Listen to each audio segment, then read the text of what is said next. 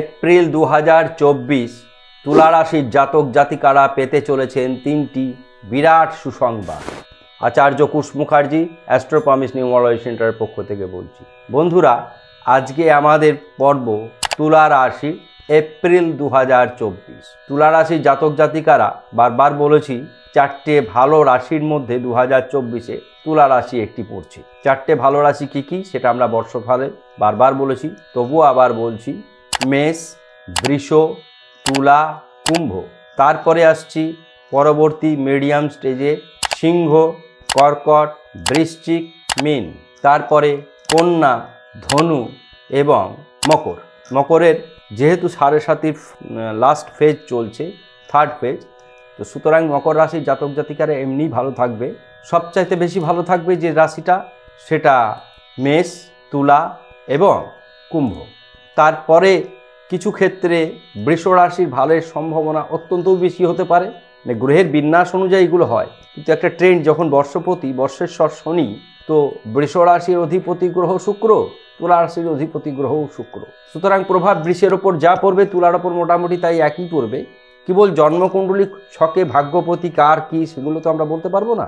মোটামুটি দুজনা যারা দুটি শনির গ্রহ আছে, মকর কুম্ভ, আর শুক্র হচ্ছে তার বন্ধু, তাহলে মকর কুম্ভ।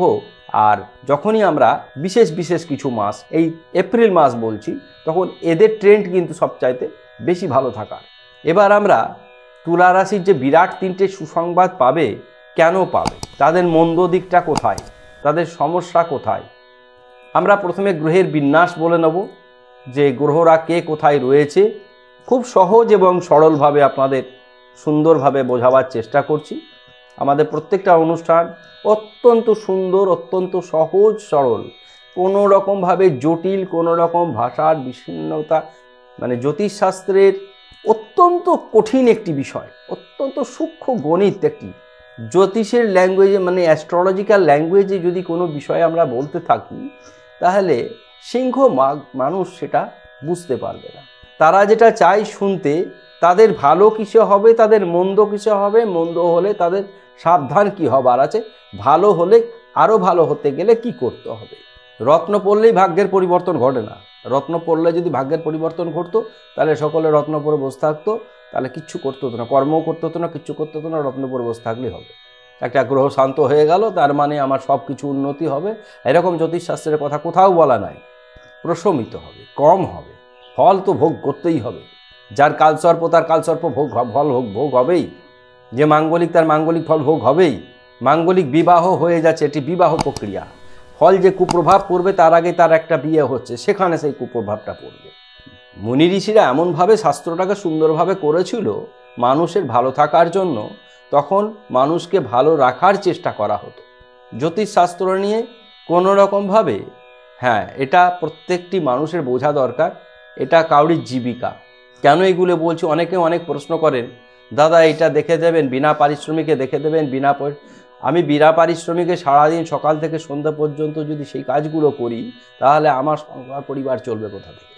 প্রত্যেকেরই জীবনযাত্রা রয়েছে, প্রত্যেকেরই জীবনের জন্য কর্মপদ্ধতি, এটা আমরা একটা কর্মসংস্থা।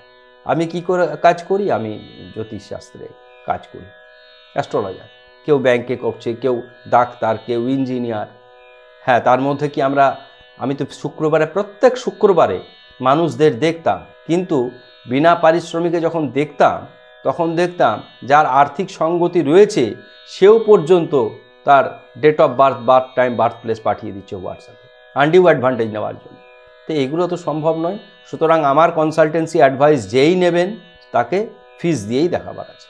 কেন আমার কাছে বহুত মেসেজ আসছে, যেগুলো আমার একই উত্তর বারবার বলার পরেও বিভিন্নভাবে সেই মেসেজগুলো করছেন যারা, তাদের জন্য উদ্দেশ্যেই কথাটি বললাম। এবার আমরা আসব তুলা রাশির জাতক জাতিকাদের ভালো ফল প্রাপ্তির ক্ষেত্রে, অর্থাৎ গ্রহের বিন্যাস তো আমরা প্রথমে একবার বলে দিয়েছি, আবার তবুও বলছি। মেষ রাশিতে দুটি শুভ গ্রহ রয়েছে, বৃহস্পতি বুধ। কেতু রয়েছে কন্যা রাশিতে, চন্দ্রদেব রয়েছে ধনু রাশিতে, কুম্ভ রয়েছে আমাদের শনি মঙ্গল, মীন রাশিতে রয়েছে রবি রাহু শুক্র। পূর্ণাঙ্গ ফলাফল বলে দিলাম। এবার দেখতে হবে যে সুসংবাদ বয়ে আনে, আর্থিক দিক বয়ে আনে কারা, কোন কোন গ্রহ। শুক্র যেখানে আছে তার দ্বিতীয়ই রয়েছে বৃহস্পতি, ধন্দুঘরে। দ্বিতীয় স্থান ধন স্থান, তাহলে আর্থিক দিক অত্যন্ত সুন্দর হবে। সুসংবাদ বয়ে আনে একটি শুভ যোগ যখন, এবং কয়েকদিন পরেই আমাদের গজলক্ষ্মী যোগ তৈরি হবে শুক্র বৃহস্পতির মিলনের ফলে, সুসংবাদ বয়ে নিয়ে আসে। এছাড়া শুভ ক্ষেত্রে যদি ত্রিগ্রহিক যোগ, চতুর্গ্রহী রাজযোগ এইগুলো তৈরি হয়, তাহলে সেক্ষেত্রেও কিন্তু প্রবল সুসংবাদ পাওয়ার আশা থাকে। তুলা রাশির যে তিনটি সুসংবাদ আসবে সেগুলি আমরা নেক্সট বলছি, একটি বিষয় বলে নিয়ে কেন পাবে। শুক্রদেব, রবি, শুক্র এবং রাহু ভিন্ন, তিনটে গ্রহই তিনটে ভিন্ন ক্যারেক্টার। মানে অনেক সময় দেখবেন খুব ভয়ঙ্কর দুটোকে বিষকে একসঙ্গে মিশিয়ে দেবেন, দেখবেন নিউট্রাল হচ্ছে। আমাদের যা বিষের প্রতিষেধক ওষুধগুলো যা, সেগুলো বিষ, সাপে কামড়ানো ওষুধগুলো সবই বিষ। তো এই যে আমাদের শুক্র রবি একে অপরের শত্রু, বৃহস্পতির ঘরে আছে, রাহু বৃহস্পতির ঘরে প্রচুর কিছু করে দেয়। আমি বারবার বলেছি এই এপিসোডে, যাদের মীন রাশিতে রাহু আছে বলে ভয় পাচ্ছিল তাদের ক্ষেত্রে, হ্যাঁ গুরুচণ্ডাল হয়ে গেলে, বৃহস্পতি রাহু একত্রে থাকলে গুরুচণ্ডাল হয়, বৃহস্পতির ঘরে রাহু থাকলে গুরুচণ্ডাল হয় না। এই তিনটি গ্রহের কারণে তাদের প্রবল পরিমাণে সুসংবাদ আসার সম্ভাবনা রয়েছে। চন্দ্রদেব নিজে ধনু রাশিতে রয়েছে, সুসংবাদ আসবার আছে। কেতু নক্ষত্র পরিবর্তন করেছে, সুসংবাদ আসবার আছে। হস্তা নক্ষত্র কেতুর নিজস্ব নক্ষত্র। তাহলে সুসংবাদ এবার তিনটি কি কি, এটি আমাদের বুঝতে হবে। প্রথম সুসংবাদ হচ্ছে শিক্ষাক্ষেত্রে, দ্বিতীয় সুসংবাদ হচ্ছে কর্মক্ষেত্রে, তৃতীয় সুসংবাদ হচ্ছে সন্তান ক্ষেত্রে। এপ্রিল মে পরপর তাদের সময় ভালো আসছে। এপ্রিলের তো সূচনা হচ্ছে সুসংবাদ দিয়ে। শুধুমাত্র ভয় কোথায়? বিতর্ক থেকে সাবধান, ঠান্ডা মাথায় কাজ করতে হবে। ঠান্ডা মাথায় যদি কাজ না করেন তাহলে সমস্ত কিছু শুভত্ব অশুভত্বে পরিণত হবে। ধীর স্থিরভাবে সমস্ত কাজগুলো এগিয়ে নিতে হবে। তাহলে ভালো মন্দর বিষয়গুলি বলে দিলাম। এবার অ্যাট এ গ্লান্স বিচার করব। শরীর ভালো, ধনস্থান অতি শুভ, ভ্রাতা ভগ্নী শুভ, মা বাবা শুভ, শিক্ষা সন্তান শুভ, গুপ্ত শত্রু বৃদ্ধি পাবে। অর্থাৎ নিজের পরামর্শ ছাড়া বন্ধু পরামর্শ সবসময় চলবেন না। বিবাহ প্রেম দাম্পত্য অতি শুভ, ভয়ঙ্কর কোনো দুর্ঘটনা ঘটার সম্ভাবনা নাই, ভয়ঙ্কর কোনো রোগ হওয়ার সম্ভাবনা নেই। ভাগ্য অতি শুভ, কর্ম শুভ, আয় শুভ, ব্যয় অধিক ব্যয়ের কারণে অস্বস্তিতে পড়বেন। বিপরীত লিঙ্গ দ্বারা ক্ষতি হবে না, নেশাদ্রব্য থেকে সাবধান থাকবেন। আমি বারবার বলছি, বর্ষেশ্বর শনি, তার মিত্র গ্রহ শুক্র, কাজেই শনিদেব কখনোই কিন্তু মদ্যপান, নেশাদ্রব্য সেবন এগুলো পছন্দ করেন না, ঘোরতর বিরোধী। তাহলে প্রত্যেকটি বিষয় আমরা পর্যালোচনা করলাম। এবার আসবো আমরা ভ্রমণ। ভ্রমণে তেমন কোনো সুন্দর দিক দেখছি না আমরা তুলা রাশির ক্ষেত্রে। নিষেধাজ্ঞা কিছুই নেই, তবে উল্লেখযোগ্য ভ্রমণ হবে বলেও আমাদের কিছু মনে হচ্ছে না। সমস্ত দিক আমরা বিচার বিশ্লেষণ করলাম। এবার আপনাদের জন্য আমরা যে তর্ক বিতর্ক জড়িয়ে যাওয়ার যে সম্ভাবনা রয়েছে এবং ভুল সিদ্ধান্ত গ্রহণের যে সম্ভাবনা রয়েছে, এটা করাবে কোন গ্রহ? শনির সঙ্গে মঙ্গল রয়েছে, অঙ্গারযোগ সূচিত করেছে। ক্রোধ, শনি আপনার বন্ধু, তার প্রতিবিধান আপনি যদি নাও করেন বন্ধুকে কোনদিন কষ্ট দেবে না, কিন্তু মঙ্গল, তাই আপনারা প্রত্যেক দিন এপ্রিল মাসে মঙ্গলের বীজ মন্ত্র করবেন, মঙ্গলকে প্রণাম করবেন। ওম হুম শ্রীং মঙ্গলায়, ওম হুম শ্রীং মঙ্গলায়। মঙ্গলের ইষ্টদেবী বগলা মাকে প্রণাম জানাবেন। সর্বমঙ্গলা মঙ্গলে শিবে সর্বার্থ সাধিকে শরণ্যত্রম্বকে গৌরী নারায়ণী নমস্তুতে।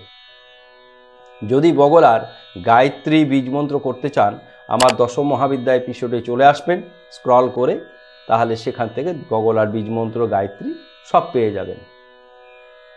টোটাল বিষয়টি আপনাদের বললাম। এবার মঙ্গলের ইষ্টদেবীকে প্রণাম করলেন, মঙ্গলের বীজমন্ত্র করলেন, মঙ্গলের প্রিয় বর্ণ যা সেটিকে কিন্তু পড়তে বারণ করলাম। প্রিয় বর্ণ হচ্ছে মেরুন। আপনারা নীল, সাদা এইসব পোশাক বেশি পরবেন যে কোনো শুভ কাজে যাওয়ার ক্ষেত্রে। নীল হচ্ছে শনির বর্ণ, সাদা হচ্ছে শুক্রের বর্ণ। আপনারা লাল পোশাক পরবেন না, অর্থাৎ রবি, মঙ্গল এরা আপনার মিত্র নয়। সুতরাং যারা বন্ধু তাদের পোশাক আশাক বেশি পরবেন, সে যেদিনই হোক। এটি নিয়ে আমি একটি সুন্দর পর্ব দিয়েছি, কোন রাশির জাতক জাতিকারা কোন বর্ণের পোশাক আশাক পরবে, তাদের শুভ সংখ্যা কী। আশা করি আমাদের অনুষ্ঠান ভালো লাগছে। তুলা রাশির জাতক জাতিকারা আমাদের অনুষ্ঠান দেখেন প্রচুর, এবং প্রত্যেক তুলা রাশির জাতক জাতিকাদের কাছে আমরা ভীষণভাবে খুশি যে তারা মন্তব্য করেন, তারা ভালো আছেন এটি জানান, এবং তারা আমার সঙ্গে হোয়াটসঅ্যাপে নিয়মিত যোগাযোগও করেন। আমি বেশিরভাগ ক্ষেত্রে মকর, কুম্ভ, তুলা এদের প্রচুর আমি পাচ্ছি 2024-এ। সুতরাং আপনাদের উত্তর আমি সবারই দিই, যেহেতু 2024 একটি সুন্দর বছর, গোল্ডেন টাইম, এটাকে কোনোভাবেই নষ্ট হতে দেবেন না। আজকের অনুষ্ঠান আমরা এখানে শেষ করছি। আমরা পরবর্তী অনুষ্ঠান শর্ট ভিডিও আকারে দেব। আজকে শর্ট ভিডিওটা অত্যন্ত গুরুত্বপূর্ণ, দেখে নেবেন। ধন্যবাদ, সকলেই ভালো থাকুন।